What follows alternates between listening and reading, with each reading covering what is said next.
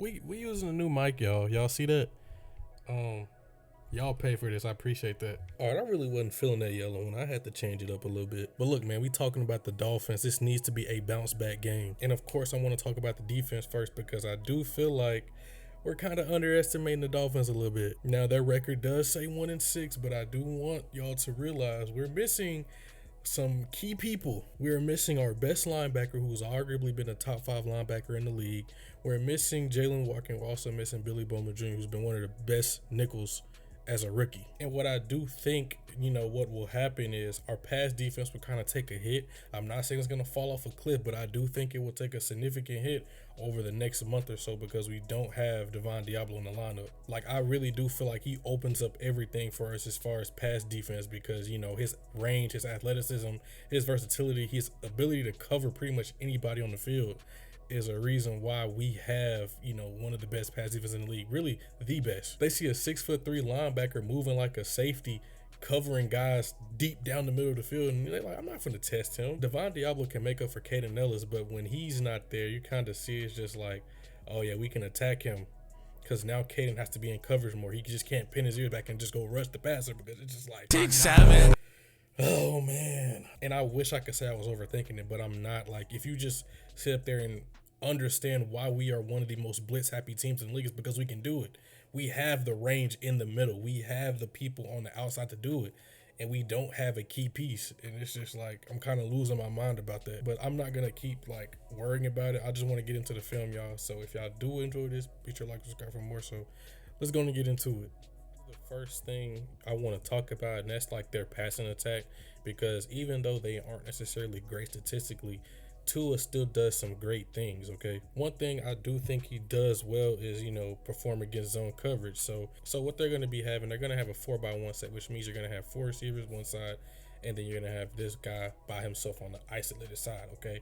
They normally do this when they want to take a shot. Like, they want to just manufacture a one-on-one with their best guy. So this is going to be Jalen Waddle on Sunday, okay? They expect him to play. They're going to get the chip by the tight end. He's just going to get out into this grab route, okay?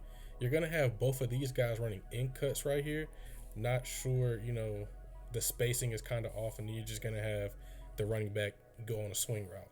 But the main thing is down here at the bottom because they want to take advantage, of the coverage, because most teams, when they go to a 3x1, they're probably going to be isolating this guy man-to-man right there. So what we're getting is we're going to get Tyreek Hill just widening this defender right here to the numbers and then breaking it back skinny to the post, right?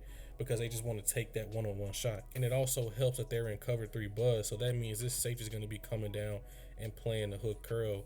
Your curl flat's going to be by this linebacker right here. You're still going to have your outside third by the corner. This guy's rotating to the middle of the field. We still have our outside third by this corner, curl flat by the nickel right here, and then the other hook curl by this guy.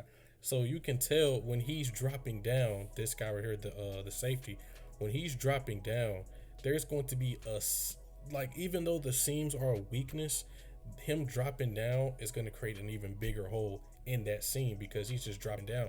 Usually if you sky it, which means you're going to have him go down and play, the curl flat, he can kind of hang out in the seam a little bit, then get down there, okay? But now he has to play the middle of the field, which is going to open up a lane about to the college hash. I can't even explain it. We're going to see what I'm talking about, where they're going to, once again, Tyreek Hill is going to widen this guy off to the numbers. He's going to break back to the post on a skinny type of break. That's why we call it skinny post or bang eight, whatever you want to call it. Tua, he underthrows his ball, but as you can see, it feet, bro. But you can see the type of separation that it creates vertically. Now, Jalen Waddle can still run with the best of them. So if, they're probably going to be trying to hunt Mike Hughes on this. I wouldn't be surprised if they win at AJ, but this type of stuff right here, we just cannot let happen, where he gets behind the defense and this guy's just kind of hanging out on one side of the field. He's supposed to be in the post. You can't have that. Now, I trust my safeties to have range to get over top of this, but you just can't have that happen, okay? Because once again, all he needs is to just let that go early, and his receivers are going to they're going to track it down, because Jalen Waddle, Tyreek Hill, they can track balls. Now, Tyreek Hill, he's not playing, but Jalen Waddle's still a good ball tracker, so stuff like that you don't want happening. Now, I think this player here is more relatable to us because we run these kind of coverages, so you're going to see what I'm talking about. There's going to be, once again, another void in the middle of the field that shouldn't be there. So let's check it out right here. We're in an empty set. What we're going to be getting by the offense is dagger. So we're going to get the clear out by the tight end, Darren Waller, who I don't think is playing, but still, you know, you don't want to underestimate these guys. You're going to get an in cut by Jalen Waddle right here. And usually you want to hit this route right here. Okay. But this is alerted for a reason, because if you see a certain look, you can throw it. But also you're going to be having this fin or 5 and in. You're going to have this bite route or corner stop right there. So he's just going to be tying up the corner right here. You're going to get a chip and then releasing to the flat, getting like a pseudo smash concept right here. But this is what they're doing defensively. And so if you've never seen cover 9, I talk about it a lot on my channel, but basically it's literally just a combo coverage. So on the back side of it, which means it's away from the trip side, because the trip side is right here, and then, you know, you have the 2 right here. So we're going to pretty much lock this up man to man. We're going to get JC once again. He's locked on to this guy man to man. Cool. This safety right here initially is playing this inside quarter, but he's supposed to be relating to number 3, which is this clear out route. Okay, this safety right here has the ability, the freedom to stay high over anything, and we're still going to have the cover 2 rules on the bottom of this. So you're going to have your flat, you're going to have your hook right here, you're going to have this middle guy right here, but still he's responsible for buying anything back that's coming across the formation. And this clear route comes right into his area that he's supposed to be getting.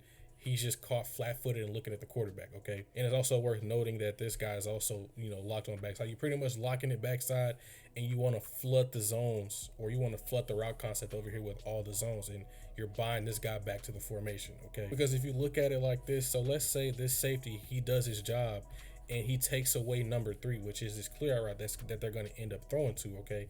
Let's say he takes this away. This safety is allowed, or he's able to play over top of this in cut and this. Now say one goes vertical, and you still, you know, you're getting just like they're going for a shot play. He's over top of this. He's over top of that. Like, he's over top of everything, really. You see this safety right here. Let's just keep note of him. It looks like cover 3, but it's not, because once again, he's widening, getting off into the numbers, and he's staying low. So that lets you know that, hey, this is, you know, cover 9, right? And so we back it up a little bit. I once again take note of the tight end, Darren Waller. He's just going to run right through. And remember, this guy right here, Lathan Ransom, number 22, he's supposed to take 3 through. I don't know if it was a mental error or anything, but you're supposed to go relate to number 3.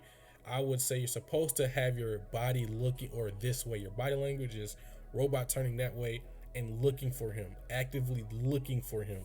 Because you want, like, look at this, bro. This is a middle field open concept, but his job right here is to close the post, and he's running right down through to the post. You have to close the post right there, okay? It's all about attention to detail. And you see he's going to go right down the middle of the field, catch it literally where the post is, and they get an explosive in there inside the red zone. So this is definitely on, you know, number 22. You got to be better right there, man. But regardless, we're not talking about the Panthers, we're talking about Tua, because once again, if he has enough time and it is zone coverage, he will pick you apart, especially on these deeper throws, because people say he can't throw deep because of his arm. He has some very good anticipatory skills that let him, you know, that allows him to throw deep without it being open necessarily early, okay?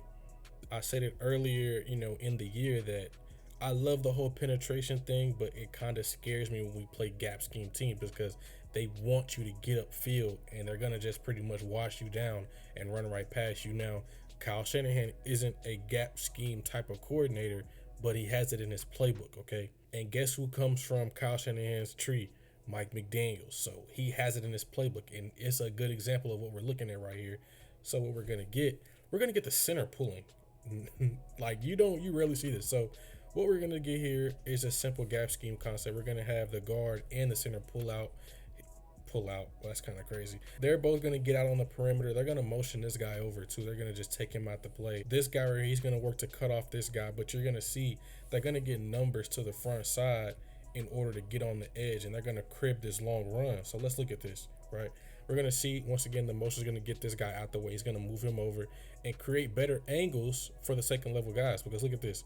Now you see, if he was still out here, right? If Derwin James was still out here where this guy is, and you still run this, he's in a better position to, you know, force the spill where he could just go right downhill and, you know, force this run to keep going east and west instead of just hitting right down here, okay? But the motion is gonna pull him over. It's a clever motion too. Not a lot of people catch it because now look, now he's stuck behind, and look at that. Now it's a one-on-one with the safety, and he's gonna win that foot race. That's Devon Achane, okay? And subsequently, that motion also, once it moves over Derwin James, it also pulls him out of the box because now that guy has to go account for him, okay?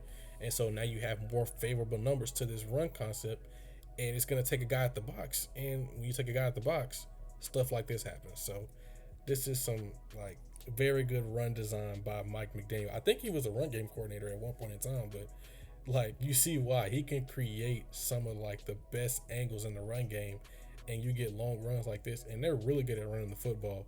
It's just they haven't been in a position to where they could do it. So we have to get out in front of them early to stop the run game because, like Jeff Ulbrich said, we're built for playing with leads, and you don't want to be in a neutral game with a good run defense because or run attack because they will keep the ball away from you, and you will be on the field all day if you cannot stop the run.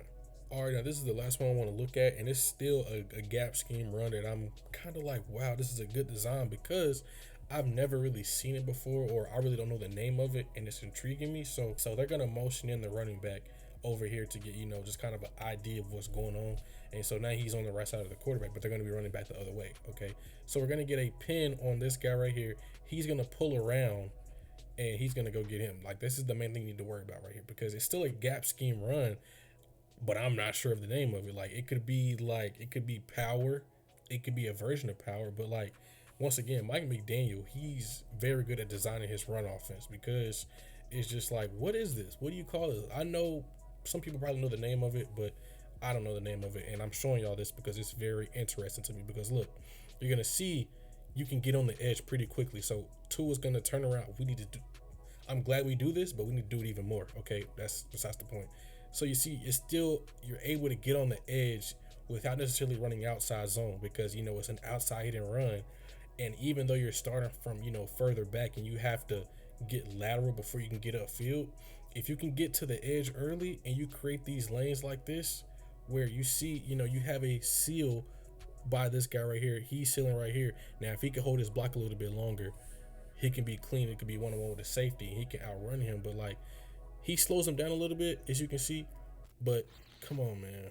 Like, these are some good run designs, and I think we need to like be wary of that because I do think if we get in a neutral game or they're within striking distance, they're gonna keep running these, you know, gap scheme runs on us because it's success. Like, they've shown that, you know, they can be vulnerable to that. Okay, I don't think the offense is as bad as advertised, you know, statistically, but you know, Tua's turning the ball over at a high rate, which is, once again, it's not having them on the field a lot, but when they're on the field, they can actually move the ball with the best of them. Okay, it's just, can the defense get to stop and can Tua protect the football?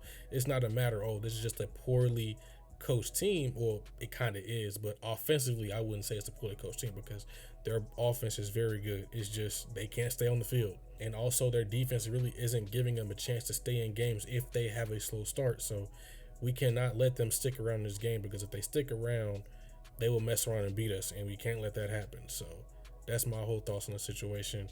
If you guys do enjoy this video, I will be uploading one for the offense, so stay tuned for that. Other than that, I'll see you guys in the next video.